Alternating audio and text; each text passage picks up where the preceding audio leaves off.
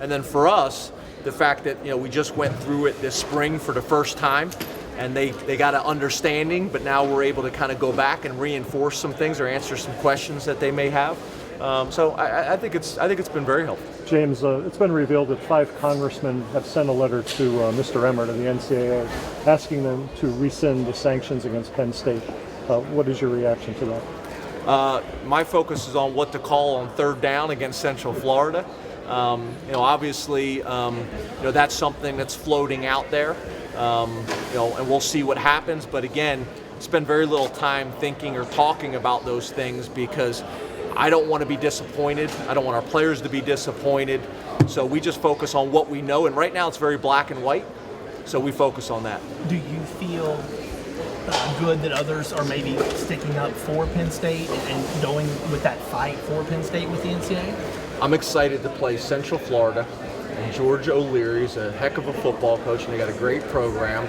And I'm focused on our guys passing the conditioning test, lifting weights, finishing strong academically, and they've done extremely well with that. Starting camp, our guys, I think, report to third, and really looking forward to that. Had a great meeting with our new athletic director and spending some time with our president. So I'm focused on those things. And the other stuff, again, I try not to spend a whole lot of time talking about it. Really, the only time I talk about it is with you guys, to be honest with you. With the unlimited snacks and meals coming, is there any concern about players kind of getting off diet? Do you have to monitor that anymore? Actually, one of my biggest concerns is the way the media is discussing it. The way I understand it, I don't think it's unlimited meals. And the way it's being presented in the media, I think, could create a little bit of an issue with disappointment that it's not just, Shoney's smorgasbord open all day long. That's really not how it's going to be. So one of my concerns is that making sure that the public, and you guys have the ability to affect the public, that they truly understand the rule and what it means. And then the other thing is, how are all these different schools and how all these different conferences going to implement the rule? But no, I don't worry about that. In most places, it's a challenge because the way the rules are set up, what the football player gets fed and is able to get is the same as any other sport. And we usually have a different caloric intake. So I do think there's some opportunities and there's some excitement with it, but that's my biggest concern is making sure that we implement it the right way and that the public truly understands the rule. James, when you were hired, was there any trepidation on your part about having to work with the new president and then eventually an AD? I assume you knew that. Was that a concern to you? And now Yes. that the situation has played out, where do you think things stand from that perspective?